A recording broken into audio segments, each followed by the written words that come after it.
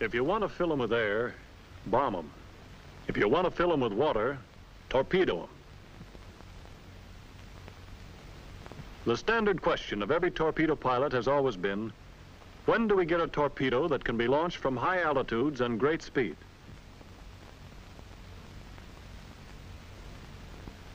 The answer is that we have such a torpedo now, and here it is, launched at 260 knots and 800 feet.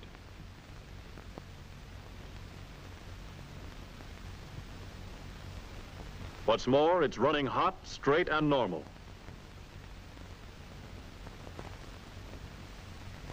All torpedoes of the Mark 13 Mod 6, 7, 8, and 9 type look pretty much like the older models. So what has revolutionized the performance of the torpedo? The shroud ring, commonly called the ringtail, Mark 1 Model 0, in conjunction with a drag ring on the nose of the torpedo, does the trick. This is a steel ring welded to guide vanes of the new torpedo. Using this ringtail with a nose drag ring and wooden stabilizer, successful test drops have been made at 2,000 feet with a speed of 350 knots. Optimum performance is obtained at about 800 feet and 260 knots. The stabilizer is secured to the ringtail with wooden dowels which shear on contact with the water. The drag ring has two primary functions: to aid in air stabilization and to decrease the impact shock about 40% on hitting the water. This is especially useful in cases of extremely high altitude drops. In a torpedo drop, any deviation from true air trajectory is liable to cause damage on impact. The drag ring helps to eliminate pitch and yaw.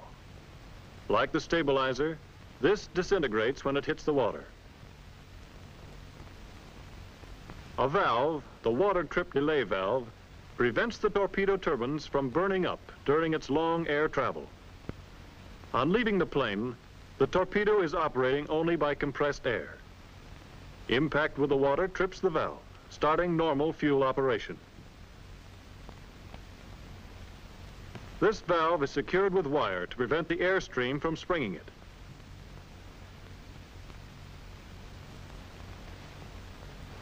Similarly, high speed and altitude make it necessary to prevent the impeller on the exploder mechanism from turning while in flight. A piece of .020 annealed soft copper wire is used. Impact with the water will shear the wire.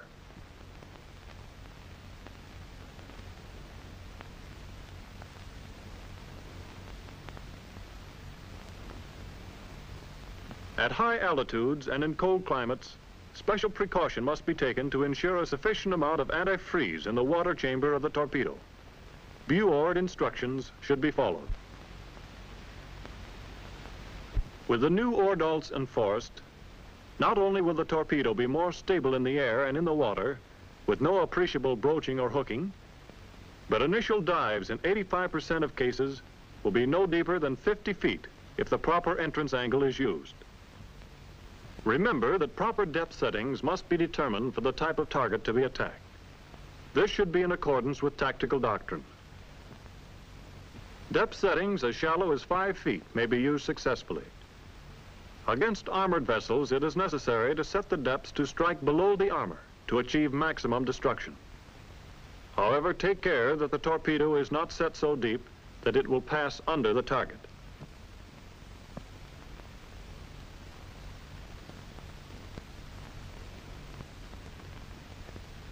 Recent statistics show that of 2,000 torpedoes dropped under varying conditions, about 92% ran hot, straight, and normal. And in combat, the percentage of hits with torpedoes is greater than that of any other form of attack against shipping. And experts have figured that the plane is now from 40 to 50% less vulnerable to enemy anti-aircraft fire when using the new recommended high-speed, high-altitude approaches. Torpedoes were formerly dropped at low altitudes and low airspeeds, so air travel was nearly negligible. However, using increased speed and altitude combinations naturally increases air travel. The old axiom of releasing at 1,000 yards does not hold water.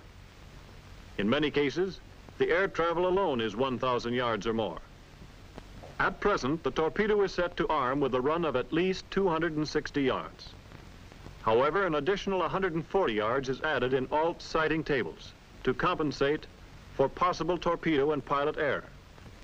So no matter what speed altitude combinations are used, the torpedo should hit the water about 400 yards from the estimated point of contact with its target. A chart to serve as a torpedo launching guide has been published in Naval Aviation Confidential Bulletin for July 1944. A combination of any two coordinates gives the other three. For example, enter the chart with a dropping speed of 260 knots and a dropping altitude of 800 feet. This will result in an entrance angle of about 28 degrees, a time of fall of 7 seconds, and a horizontal distance of 3,000 feet between points of release and water entry. 3,000 feet is 1,000 yards, to which 400-yard water run must be added, giving a total horizontal range of 1,400 yards, from point of release to point of hitting target.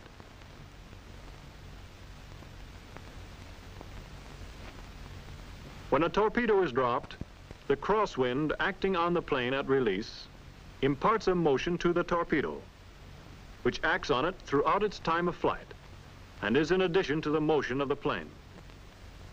The same chart can also be used for determining the amount of crosswind effect on a torpedo drop. So at 800 feet, the torpedo takes about 7 seconds to fall. A simple formula works out the rest of the problem. Crosswind effect is equal to the time of flight of the torpedo in the air in seconds times the velocity of the wind in feet per second. In making allowances for crosswind, the only effect to be considered is that on deflection. The effect on range may be disregarded. Always apply wind allowance on the side from which the wind is blowing. Disregard winds with relative bearings of less than 30 degrees or more than 150 degrees. Winds on the bow or on the quarter have only a slight effect on deflection, but winds on the beam may require important corrections which must be made. The following tables present practical aiming allowances. Mount these tables on cards where they will be easily available to the pilot. For winds of varying velocities on the bow or quarter, for two different sizes of ships, these allowances in ship lengths should be made. For winds on the beam, note the great allowances in ship lengths which must be made. Get these tables from your instructor and study them. Tables for aircraft torpedo sighting and launching data have been prepared by Buord and published as training literature by CNO. Let's break down Table 4 and see how it works. Altitude of 800 feet, estimated target speed 20 knots, and its length about 600 feet. Aiming point is 1.15 ship length ahead of the bow. Your own ground speed is 260 knots. Slant distance to point of impact should be 1,457 yards. Entrance angle of the torpedo will be 27 degrees and 20 minutes. You are approaching with a target angle of 60 degrees. So your radar slant range from the target at point of release should be 1,590 yards. Problems with other factors can be worked out in similar fashion.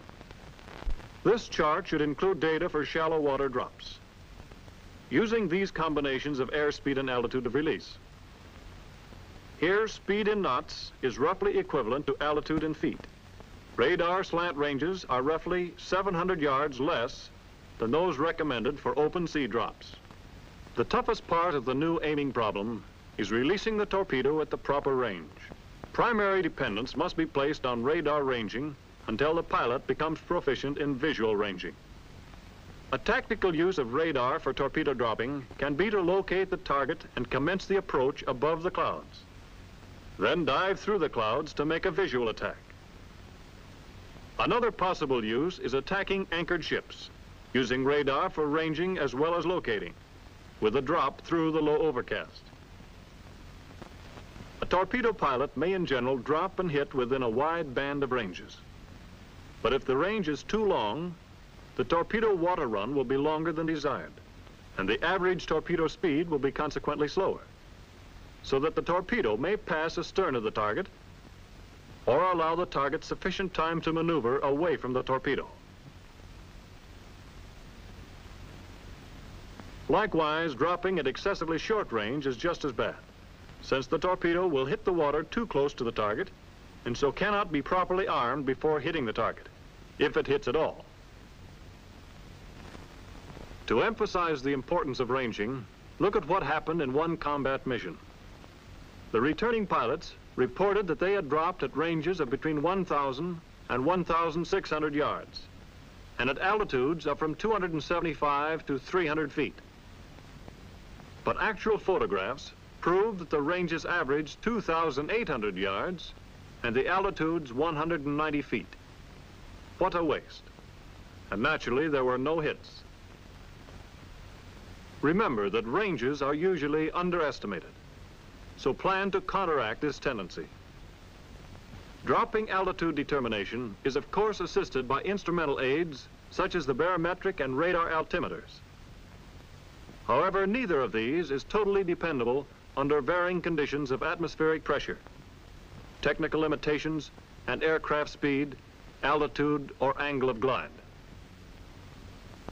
The seaman's eye method developed by training often must be used, although with a new torpedo, altitude control is not too critical except in shallow water drops.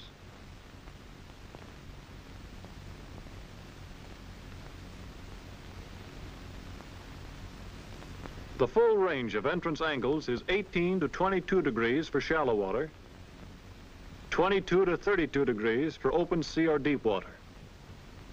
Naturally, the extreme should be avoided if possible. If an entrance angle under 18 degrees is obtained, say 12 degrees, the result of a speed-altitude combination of 200 knots and 80 feet altitude, the torpedo may be seriously damaged and ricochet or broach violently. If the controls are damaged, as they probably will be, the torpedo may sink, or at least have an unsatisfactory run. If the entrance angle is steeper than 32 degrees, the usual result of dropping from high altitude at low speed or dropping in a glide of over 10 degrees, not only is there the danger of the torpedo hitting bottom because of the initial deep dive,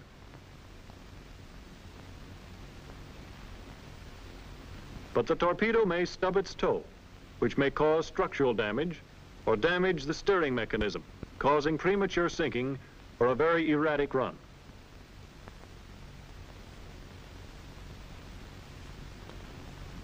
Target angles are between 0 degrees and 90 degrees, since attacks from abaft the beam should be avoided whenever possible, because a fast-moving target can run away from the torpedo or maneuver to comb the torpedo tracks.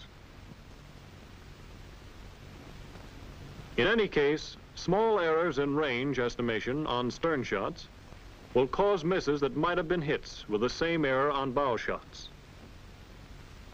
Also, stern approaches will expose pilots to AA fire for a longer time, as closer drops must be made. Obviously, it is best to drop at an angle where the longest target is offered to the torpedo at impact. Perfect conditions would be a drop in which the torpedo ran at an angle of 90 degrees to the path of the ship at contact, or as close to that as practicable.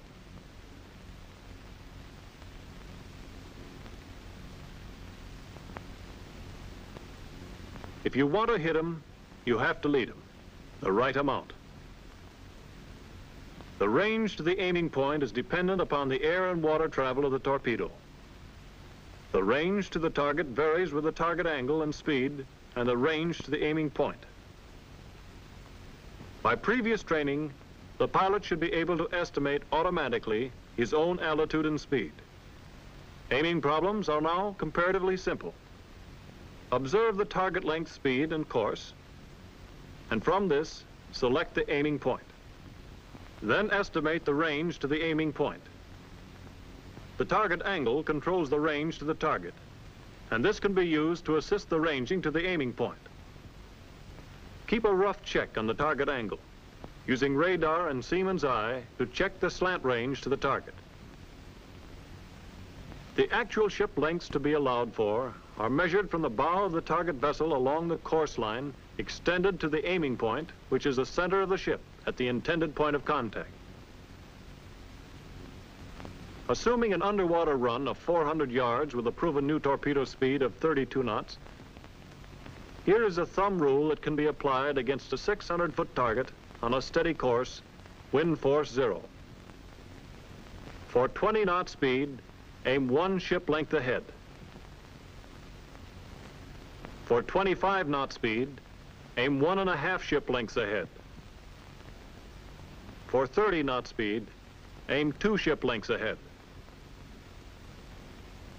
For a 400-foot target vessel under similar conditions, the aiming allowance is 1 ship length more than for the 600-foot target. It figures out that 1 ship length should be allowed for each 10 knots of target speed from 20 to 30 knots. So for 20 knot speed, aim 2 ship lengths ahead. For 25 knot speed, 2.5 ship lengths.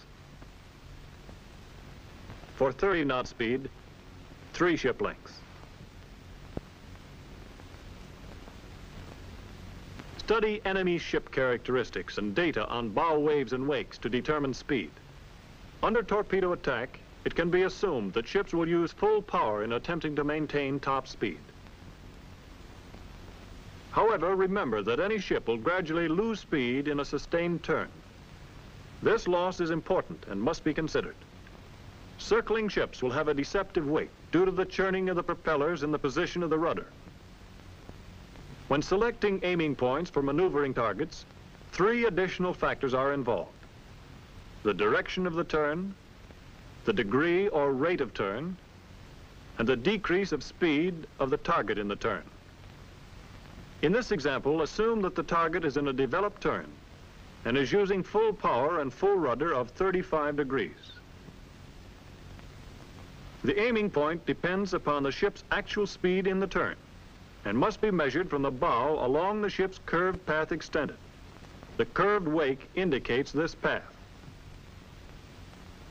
In general, large ships capable of 30 knots at full power and continuing to use full power in the turn will decrease speed by about 12 knots after a 90-degree change of heading. The ship will then be able to maintain about 18 knots as long as it continues in this turn. The destroyer class of vessel loses only about 5 knots of speed in a similar turn. To estimate the aiming point for targets in a developed turn, use the actual speed the target has. That is, taking into consideration the loss of speed in the turn, and measure this along the curved path of the ship, using the thumb rule measurements of a non-maneuvering target. If the target is just commencing its turn, the loss in speed will be only about half of that lost in a developed turn. In this type of turn, an undeveloped turn, in general, the aiming point is almost identical with that used if the target is on a straight course. For attacks on a turning target, the best target angles are on the outer bow from 0 to 60 degrees.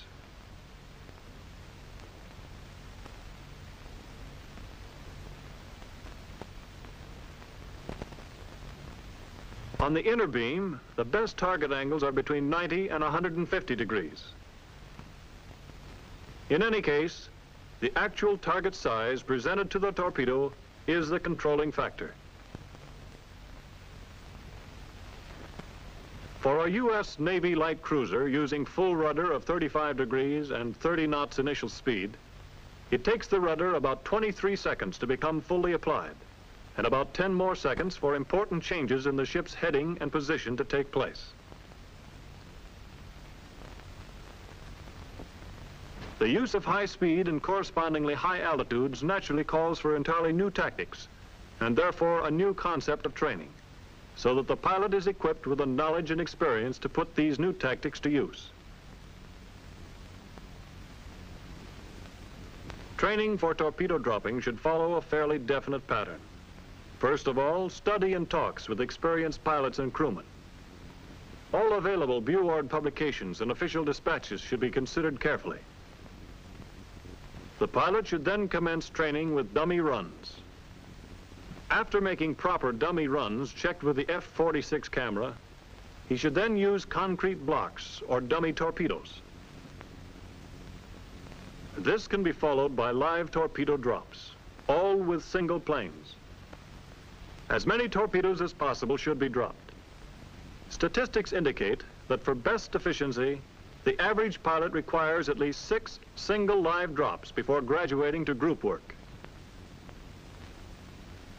Strengthened exercise heads, as provided by Buord, should be used. Sections of 3 or 4 planes should then work together, followed by practice with divisions, then with squadron attack, winding up with coordinated attacks with fighters and dive bombers. In each case, whether single planes, sections, divisions, or squadrons are used, dummy runs should be made in sufficient number to ensure best results for the final live runs.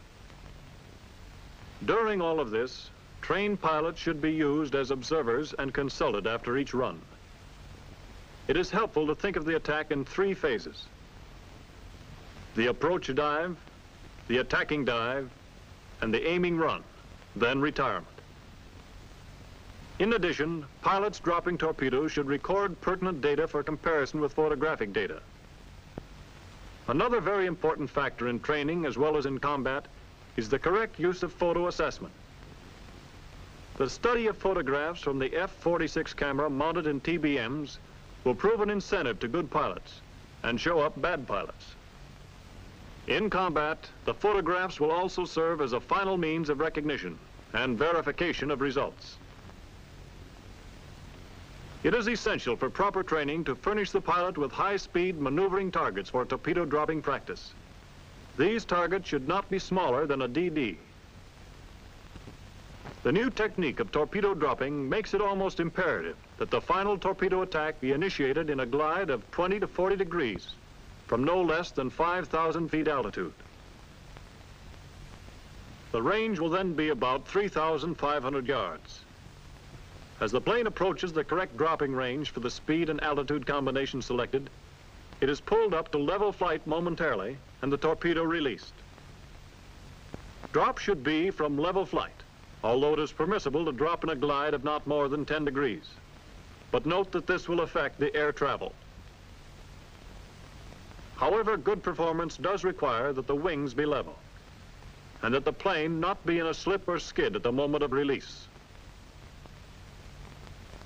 For an example of good technique, suppose the final glide is commenced from an altitude of 7,000 feet and 8,000 yards radar slant range. The pilot selects a point about 1,500 yards short of the target and commences his approach as if he were going to glide bomb the point selected. The resultant glide path will be roughly 30 degrees during the glide. Speed approaches 300 knots.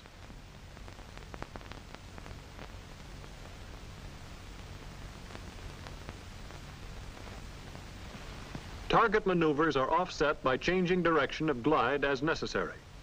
Flying to the release point selected, the pilot maneuvers the plane without wasting any time so that its flight, course, and his aiming are exactly correct when the release point is reached. The pilot decides he will release at about 800 feet. Around 2,000 feet and 2,500 yard radar slant range, he commences a smooth pullout. The plane should be leveled off and ready to release the torpedo about 800 feet altitude and 260 knots. With a radar slant range of 1,500 yards. As a general rule, pilots commence attack too far distant from the target, resulting in a final low, slow approach. Planes other than torpedo planes will adjust these tactics to their own individual performance possibilities. An SB-2C with dive flaps can make a steeper dive, leveling out just before dropping. Tactical advantage and surprise can be affected by utilizing approaches almost the same as dive or steep glide bombing. This type of attack has interesting possibilities and should be exploited fully. When the torpedo has an external installation, this nose cap reduces much of the speed lost due to wind resistance, thus increasing combat range. This is accomplished at small sacrifice in air stabilization and small cost in damping out initial shock. All torpedo attacks must be coordinated with attacks on the major targets and screening vessels, using one or all of the following: dive bombing, strafing, or rocket attack. Unsupported torpedo planes should never attack well-defended ships. High-speed and high-altitude approaches by torpedo planes require much less time to complete than the method formerly used of losing altitude well away from the target and coming in low. This requires that commencement of the torpedo attack be withheld until bombs are actually dropping. If torpedo attack is supported only by strafing or rocketing, both attacks should start simultaneously. The VF attack is pressed in quicker, and if they hesitate at all, they will be too late.